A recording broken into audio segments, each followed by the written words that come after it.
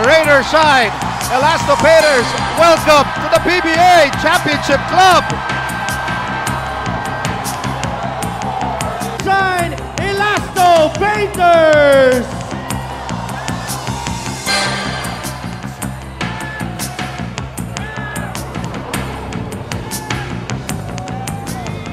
Game was something that we believed in because we don't have that experience. We just play ball. Thank you, Rainer Shine. Everybody, man. You know, everybody played an instrument, an important part, and you know, this is for everybody. It's not just me. It's not just anybody. It's for all of us. Oh man.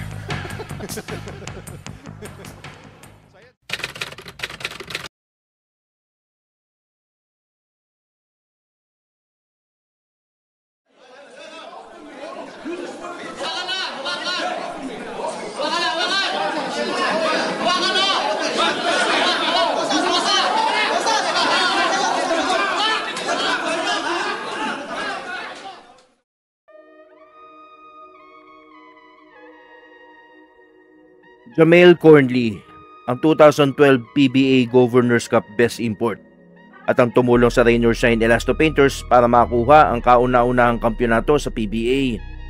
Kung talento at talento nga ang pag-uusapan, talagang may ibubugay ito. Pero sa kabila nga ng hindi malilimutang stint niya sa PBA, nabalot naman ng kontrobersya ang buhay ni Cornley sa labas ng basketball court. Mula sa pananabak niya ng pulis dito, hanggang sa pambubugbog niya ng kanyang Filipino girlfriend, marami nga napagdaan ng kabalastugan itong si Cornley dito sa Pilipinas. At yan ang ating pag-uusapan ngayon. Magandang araw sa inyo. Ito nga pala si Jigger Winner. Tara't pag-usapan natin si Jamel Cornley. Ipinanganak noong April 18, 1987 sa Normal, Illinois, USA, na ngayon may edad na 37 years old at may taas na 6'5". Produkto nga ito ng Penn State nung kolehiyo. Isa itong team sa NCAA Division I representing the Pennsylvania State University. Hindi nga matutularan ang hard work nito at nakilala ito sa pagiging dominante at hindi nagpapatalo pagdating sa laro. Naparangalan pa nga itong 2009 Second Team All Big Ten Media, 2008 Third Team All Big Ten Media, 2009 Third Team All Big Ten Coaches, 2006 Big Ten Freshman of the Year, 2006 Big Ten All Freshman Team, at 2009 National Invitation Tournament MVP. 2012 nga nang tumapak si Cornley sa PBA. Yan na nga rin ang kanyang naging huli dahil hindi na nga ito pinabalik dahil sa mga kontrobersyang nasasangkutan nito dito sa Pilipinas. Marami nga ang nanghihinayang na maski ako, hinayang na hinayang din dahil swak na swak ang style of play ng malalarong ito para sa Rainer Shine. Halimaw sa poste, sa ilalim, sa rebounding, at may reliable na jump shot din. Nakakabilib din ang talento nito dahil despite ng laki ng katawan nito, kayang-kaya ka ring daanan ni Cornley off the dribble. Pinangunahan nga ni Cornley ang Rainer Shine sa pagtatapos ng elims ng number 1 na may kartadang 8 panalo at 1 talo lang. Nang makarating nga sila sa finals, umabot ng 7 game ang serye kontra BMEG Llamados. At si Cornley din ang naging malaking dahilan kung bakit nila naungusan ng kupo ng pinangungunahan ni James Yap at Marcus Blakely. Sa huling game nga na iyon, gumawa si Cornley ng 20 points at 14 rebounds. Pero nang matapos nga ang komperensyang iyon, puro negatibong balita na ang nabasa natin tungkol kay Cornley. Una nga nang sinuntok daw nito ang pulis sa Quezon City matapos mag-init ang ulo nito dahil ninakawan daw siya ng 3 Pinay sa kanyang hotel. March 27, 2013, nagsimula ang pagwawala ni Cornley sa labi ng hotel kung saan nagsisigaw ito at sinira ang mga gamit doon. Ang dahilan nga ng pagwawala nito ay ninakawan daw siya ng 60,000 pesos ng 3 prosti na dinala niya sa kanyang kwarto. Agad-agad namang rumusponde ang pulis na nagangalang PO2 Anselmo Lazatin para pakalmahin itong si Cornley. Pero sa halip na kumalma, sinapak daw siya nito. Ang kwentong iyan ayon mismo sa PO2. Ngunit iba naman ang kwento ni Cornley dahil ayon sa kanya, tinulak lang daw niya ito. Dahil kung totoong sinapak niya ito, siguradong hindi na ito magigising. At nang dinala nga ng kapulisan si Cornley sa presinto, dito na nga nasaksihan ang di kaaya-ayang pangyayari. Nakuhubad nga ito ng kanyang t-shirt sa istasyon ng pulis at umupo ito sa reception desk ng istasyon. Dito, napilitan na itong ipasok sa loob ng kulungan. At dahil nga sa laking mama nito, mahigit 10 pulis ang nagtulong-tulong para ipasok ito. Patong-patong na kaso ang hinarap ni Cornely, kabilang ang alarmment scandal, malicious mischief, direct assault, at resisting arrest. Nakalaya naman ito agad pansamantala dahil siyempre sinalo ng Rainier Sign Management ang piyansa niyang 200,000 pesos.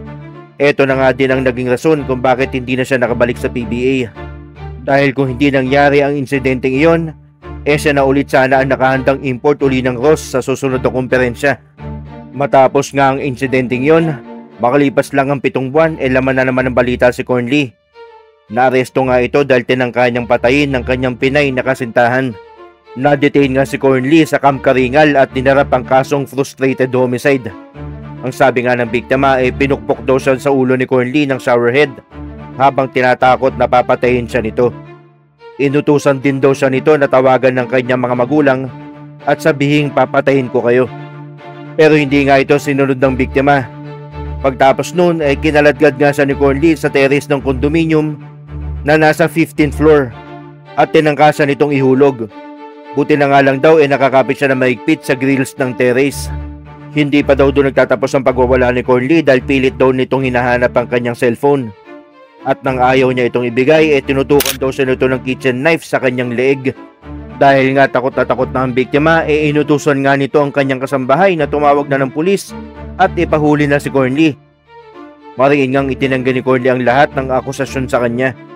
Maaari ngang nagsisinungaling lang si Cornely dahil may masamang history na ito noon. Pero nang nalitis ang kaso, iba nga ang naging kinalabasan. Ibinasura ng korte ang frustrated homicide charges kay Cornely sa kadahilan ng hindi sumipot ang biktima sa investigasyon ng kaso.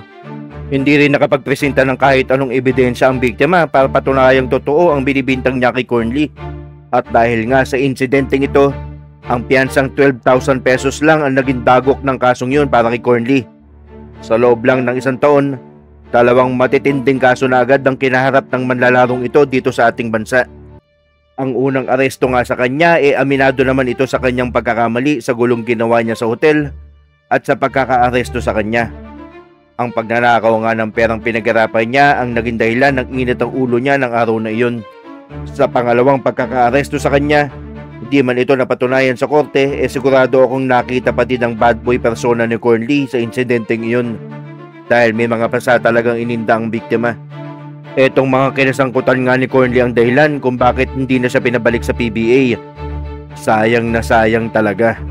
Alam kong todo pasalamat ang prangkisa ng Rainier Sign dito kay Cornely sa pagbibigay ng kanilang kauna-unahong kampyonato sa PBA. Kung wala sanang kinasangkutan ito, siguradong residenteng import din ito ng Ross. Ang istorya nga ni Cornely sa PBA ay isang paalala na basketball is more than a game. Ito ay ang pagkakaroon ng sportsmanship na nagrepresenta sa sarili mo at sa iyong team or kupunan. Well, whatever it is, Jamail Cornely's talent was undeniable. It's just that off-court issues overshadow these achievements.